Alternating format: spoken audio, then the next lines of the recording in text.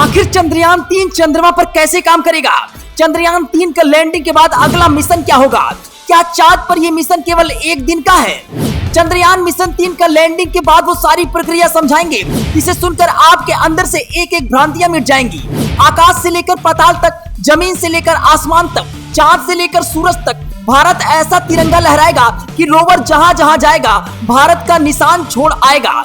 America, चीन, रूस की आंखें फटी की फटी रह जाएंगी।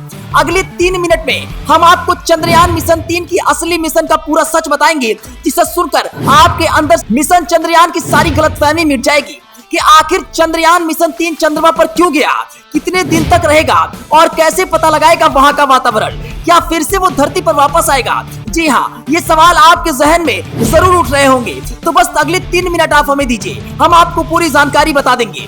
चंद्रयान 3 जैसे ही 6:04 पर चंद्रमा की सतह पर लैंड किया तो मानो जैसे पूरा देश हवा में उड़ रहा था, खुशियों से झूम रहा था और खुशियों से झूमकर एक दूसरे को बधाई दे रहा था। इसरो के वैज्ञानिक की आंखों में आंसू थे, लेकिन ये आंसू खुशी के थे। तो चलिए हम आपको सबसे पहले उन सवालों का जवाब देते हैं जो आपके जहन में इस समय उठ रहे होंगे। सबसे पहला सवाल, 23 अगस्त को ही क्यों हुई लैंडिंग?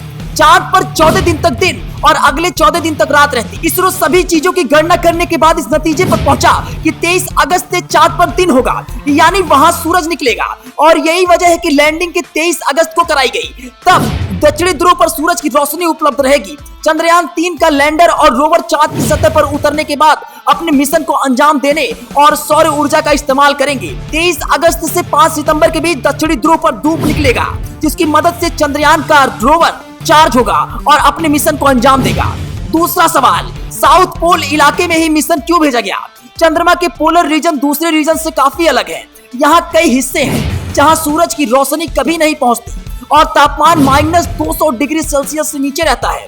ऐसे में वैज्ञानिकों का अनुमान है कि यहाँ बर्फ के फार्म में अभी भी पानी मौजूद हो सकता है। भारत के 2008 के चंद्रयान 1 मिशन ने चंद्रमा की सतह पर पानी की मौजूदगी का संकेत दिया था। तीसरा सवाल, लैंडिंग के बाद क्या क्या होगा? चंद्रयान 3 लैंडिंग कर चुका है। अब रैंप के जरिए 6 पहिया वाला प्रज्ञान रोवर बाहर निकलेगा और इसरो से कमांड मिलते ही चांद की सतह पर चलेगा। ये 500 मीटर तक के इलाके में चहलकदमी कर पानी और वहां के वातावरण के बारे में इसरो को बताएगा।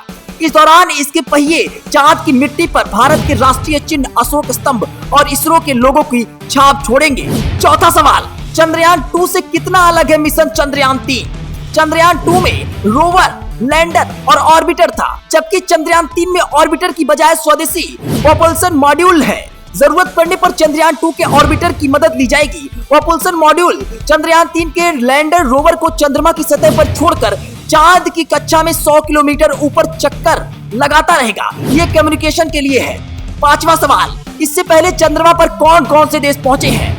चंद्रयान 3 चांद पर सफल लैंडिंग के साथ ही भारत सॉफ्ट लैंडिंग करने वाला चौथा देश बन गया और इससे पहले अमेरिका, रूस, चीन ने यह कारनामा जरूर कर चुका है।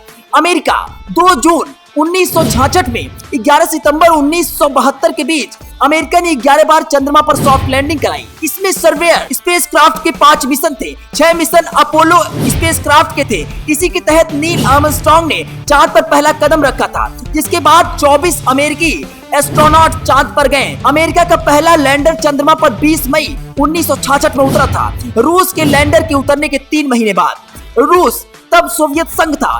3 फरवरी 1966 से 19 अगस्त 1976 के बीच 8 सॉफ्ट लैंडिंग वाले लूना मिशन हुए, जिसमें लूना 9, 13, 16, 17, 20, 21, 23 और 24 शामिल है। रूस कभी भी चांद पर अपने अंतरिक्ष यात्रियों को नहीं उतार पाया है।